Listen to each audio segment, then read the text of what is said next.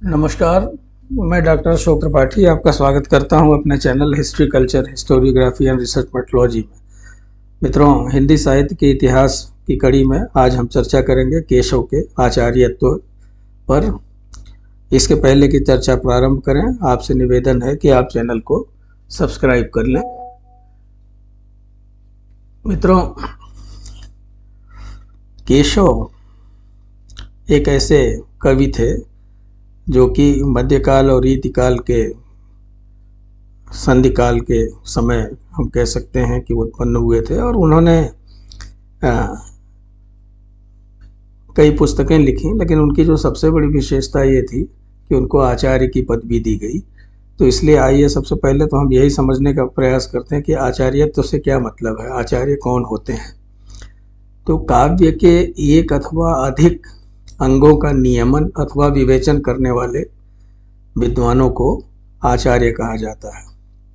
आचार्यत्व के लिए केवल शास्त्र का ज्ञान या शास्त्रों में निर्दिष्ट नियमों का पालन ही आवश्यक नहीं है, अपितु शास्त्र नियमन एवं प्रतिपादन भी अनिवार्य है। आप देखें, बहुत सारे बड़े बड़े कवि महाकवि हुए, लेकिन वो आचार्य नहीं बन सके, उन्हें आचार्य नहीं कहा जा सकता। अब जैसे हम कह सकते हैं कि तुलसीदास, सूरदास, बिहारी लाल जैसे न जाने कितने कवि थे। तो ये कवि तो थे, लेकिन ये आचार्य नहीं थे। तुलसीदास और सूरदास, नंददास, मीराबाई, इस तरह के अनेक कवि जो है ये शास्त्र को जानते अवश्य थे, काव्य शास्त्र के मर्मज्ञ थे, लेकिन ये आचार्य पद पर प्रतिष्ठित नहीं हो सके। केशव का जहाँ तक प्रश्न है, केशव ने काव्य के नियमों का प्रतिपादन किया और उसके बाद उन्हीं नियमों के आधार पर श्रव्य रचना या काव्य रचना करके अपने समकालीन कवियों के सम्मुख उन्होंने कवि कर्म का आदर्श प्रस्तुत किया। साथ ही साथ उन्होंने जो है वो काव्य के लक्षण भी बताए। तो हिंदी काव्य का जन्म बड़ी संघर्षमय परिस्थिति में हुआ था। उस समय जिस समय की बात हम लोग कर रहे हैं, देश में एक भक्ति आंदोलन चल रहा था। भक्ति काल के विषय में आपने अवश्य पढ़ा होगा। भक्ति काल में अनेक कवि उत्पन्न हुए। तो वो जो समय था वो बड़ा ही संकटपूर्ण समय था, बड़े ही संघर्ष में परिस्थितियाँ उस समय थी, क्योंकि देश में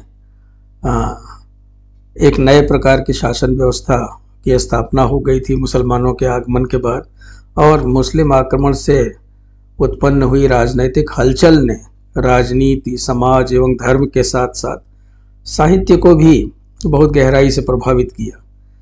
आप देखें कि विद्यापति से लेकर सूरदास तक हिंदी काव्य का जो स्वरूप था वो बहुत कुछ सामाजिक प्रयोजन से आबद्ध रहा है। जैसे जैसे मुगल साम्राज्य की जड़ें गहराई में जमने लगी, वैसे वैसे काव्य की सुव्यवस्थित सृजन की प्रवृत्ति भी उभरने लगी। सल्तनत काल में तो चारों तरफ अफरा तफरी मची हुई थी, उथल पुथल मची हुई थी, लेकिन मुगल काल आने के बाद थोड़ी स्थिरता आई, तो काव्य रचना में भी हम सुव्यवस्था को परिलक्षित करते हैं। तो अनेक कवि ऐसे हुए जिन्होंने शास्त्र की ओर ध्यान देना प्रारंभ किया। केशवदास ने इस परंपरा को आगे बढ़ाया एवं एक व्यापक काव्य शास्त्र की रचना उन्होंने कर डाली। तो इस प्रकार मित्रों, हिंदी में आचार्यत्व की ओर लोगों की प्रवृत्ति अगर हम देखें तो केशव के पूर्व ही दिखाई देने लगी थी। केशव के पूर्व बहुत सारे लोग थे, जैसे कि 1598 में कृपाराम ने जो है वो थोड़ा रस निरूपण किया था। इसी तरह से चरखारी के मोहनलाल मिश्र ने श्रृंगार सागर नामक ग्रंथ की रचना की थी। अब्दुल रहीम खान खाना, जो कि बैरम खां का पुत्र था और अकबर के महत्वपूर्ण सेनापतियों में से था, वो कवि भी था, उसने बरवे नायिका भेद की रचना केशव से कुछ समय पूर्व ही की थी। करवेश कवि द्वारा रचित कर्ण भरण और श्रुति विभूषण या कर्णाभरण, श्रुति विभूषण और भूप भूषण नामक जो अलंकार शास्त्र पर 3 छोटे छोटे ग्रंथ थे वो भी महत्वपूर्ण थे।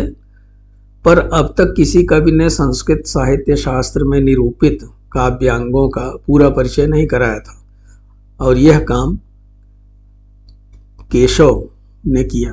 उन्होंने सर्वप्रथम हिंदी के काव्य को बल्कि कह लें कि काव्य के सभी अंगों पर शास्त्र रचना की और आचार्य परंपरा का उन्होंने प्रतिपादन किया। तो केशव का हम देखते हैं कि अलंकारवाद के प्रति विशेष आग्रह रहा है। कविता की भांति या आप ये कह लीजिए उनका ये कहना था कि कविता जो है वो अलंकार के बिना उसी तरह से शोभा विहीन होती है जिस प्रकार से कि वनिता या स्त्री बिना अलंकरण के सुंदर नहीं लगती है, वैसे ही कविता भी बिना अलंकार के सुंदर नहीं लगती, शोभाहीन लगती है। तो इसकी पुष्टि केशव का अगर हम निम्न पद पढ़ें या निम्न दोहा पढ़ें तो हो जाता है कि यद्यपि सुजाति सुलक्षणी सुवरण सरस सुवृत्त भूपन बिनु न विराजई कविता वनिता मित्त। भूषण यद्यपि सुजाति सुलक्षणी सुवर्ण सरस सुवृत्त भूषण यानी गहना, भूषण बिनु न विराजई कविता वनिता मित्त। तो जहाँ तक रसवाद का संबंध है, केशव किसी एक विशेष आचार्य के मत से आबद्ध होकर नहीं चले हैं। केशव ने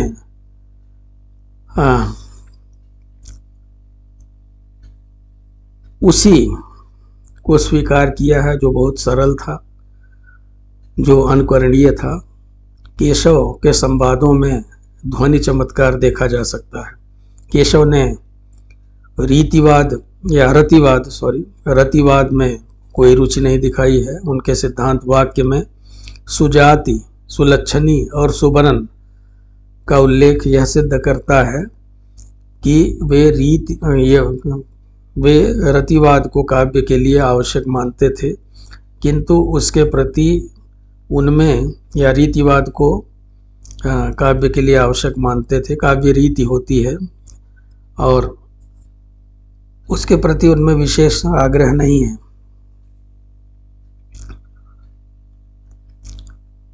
तो इस प्रकार स्पष्ट है कि केशव ने अपने प्रतिपाद्य काव्य सिद्धांतों की पृष्ठभूमि में संस्कृत के काव्य शास्त्र को ही रखा है। उन्होंने विशेष रूप से रस एवं अलंकार संप्रदायों के प्रति विशेष रुचि दिखाई है। अब आइए बात करते हैं कि केशव जो है वो उनको आचार्यत्व प्रदान कराने वाली कृतियां कौन कौन सी हैं। तो जैसा कि आपने स्क्रीन पर भी देख सकते हैं, कवि प्रिया, रसिक प्रिया और छंदमाला, ये 3 वो कृतियां हैं जिन्होंने केशव को आचार्यत्व प्रदान करने में महत्वपूर्ण भूमिका निभाई। कवि प्रिया की हम पहले बात करें तो कवि प्रिया में केशव ने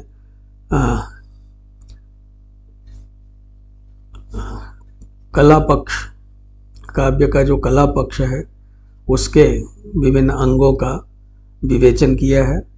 प्रथम 2 प्रभावों में, इसमें 16 प्रभाव हैं, तो प्रथम 2 प्रभावों में ग्रंथ की रचना तिथि अपने आश्रयदाता राजा इंद्रजीत सिंह का परिचय कराया है उन्होंने, तथा इस ग्रंथ की रचना का उद्देश्य प्रतिपादित कर अपना वंश परिचय दिया है। दूसरे प्रभाव में काव्य की निर्दोषता की अनिवार्यता की स्थापना की है उन्होंने, और उन्होंने जो काव्य रचना में जो दोष इत्यादि हैं उनका विस्तार से विवेचन किया है। तीसरे प्रभाव में कवियों का कोटि विभाजन, रीतियों एवं कवि प्रसिद्धियों का वर्णन है। चौथे से 8वें प्रभाव तक अलंकार के महत्व का प्रतिपादन है। 9वें से 14वें प्रभाव तक विशिष्टा अलंकार के भेद निरूपित किए गए हैं और 15वें प्रभाव में नक्षिक वर्णन किया गया है और 16वें प्रभाव में चित्र काव्य के भेद निरूपित हैं। तो वस्तुतः कवि प्रिया केशव का अलंकार शास्त्र संबंधी ग्रंथ है और इसको पढ़ने पर स्पष्ट हो जाता है कि वो आचार्य क्यों कहे जाते हैं। आइए दूसरी पुस्तक का उल्लेख करें, रसिक प्रिया। रसिक प्रिया में कविता के भाव पक्ष, जैसे आपने देखा कवि प्रिया में कला पक्ष का वर्णन किया गया था, तो रसिक प्रिया में कविता के भाव पक्ष संबंधी जो तत्व हैं उनका विस्तार से विवेचन किया गया है। और 16 प्रभावों में प्रथम प्रभाव में ग्रंथ रचना का उद्देश्य बताया गया है। 9 रसों में श्रृंगार का नायकत्व एवं उसके भेदाभेद प्रतिपादित किए गए हैं। दूसरे प्रभाव में 4 प्रकार के नायकों तथा उनके प्रच्छन्न रूप एवं प्रकाश भेदों का वर्णन है। तीसरे प्रभाव में नायिका भेद का वर्णन किया गया है। चौथे प्रभाव में 4 प्रकार के दर्शन एवं उनके भेद वर्णित हैं। 5वें प्रभाव में नायक नायिका की तरह तरह की चेष्टाओं और अभिसार स्थलों का निरूपण है। 6ठे प्रभाव में हाव भाव, 7वें में नायिका भेद, 8वें में से आप बल्कि कह लीजिए कि 8वें से 11वें प्रभाव तक जो है वो विप्रलंब श्रृंगार के विभिन्न भेद का वर्णन किया गया है। इसी तरह से 12वें एवं 13वें प्रभाव में जो सुधीजन हैं उनके कर्म क्या होने चाहिए उसका वर्णन किया गया है। 14वें प्रभाव में श्रृंगार के अतिरिक्त दूसरे रस भी हमें मिलते हैं। 15वें प्रभाव में वृत्तियों एवं 16वें में रस दोषों का वर्णन किया गया है। तो इस प्रकार इस ग्रंथ में केशव ने रस तथा उसके अंगों का उदाहरण सहित बहुत विस्तार से वर्णन किया है। उन्होंने सभी रसों का श्रृंगार में अंतर्भाव कर दिया है। तो ये दोनों ही ग्रंथ कवि प्रिया और रसिक प्रिया बहुत ही महत्वपूर्ण हैं। तीसरा जो ग्रंथ छंदमाला है उसके बारे में ये कहा जाता है कि इसकी रचना जो है वो कवियों को शिक्षा देने से, जो नवोदित कवि हैं उनको शिक्षित करने के लिए इसकी रचना की गई है, नवसिखियों के लिए। और एक अक्षर से लेकर 26 अक्षर वाले जो है वो 71 छंदों के लक्षण तथा उदाहरण इस ग्रंथ में दिए गए हैं। इसमें केवल वर्णिक छंदों का विवेचन किया गया। संभवतः इस ग्रंथ की रचना केशव ने, जैसे हमने ये कहा कि जो नई नई काव्य रचना की ओर प्रवृत्त होने वाले कवि हैं उनको समझाने के लिए की होगी। तो इस प्रकार ये तीनों ग्रंथ जो हैं वो बहुत ही महत्वपूर्ण हैं, कवि प्रिया, रसिक प्रिया और छंदमाला, जो कि केशव को एक आचार्य के रूप में प्रतिष्ठित करने में महत्वपूर्ण भूमिका निभाते हैं। केशव ने संस्कृत के आचार्यों द्वारा प्रतिपादित सिद्धांतों को स्वीकार किया है।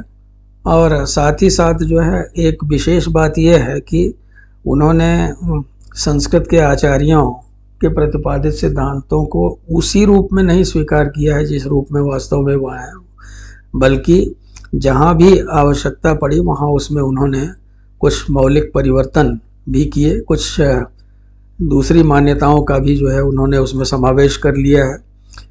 रस और नायिका भेद के क्षेत्र में केशव की तुलना में देव और दास का ऊंचा स्थान है, फिर भी केशव के महत्व को कम नहीं किया जा सकता, कमतर करके नहीं आंका जा सकता। केशव के सभी जो परवर्ती आचार्य रहे हैं उनसे किसी न किसी रूप में वे प्रभावित रहे हैं केशव से।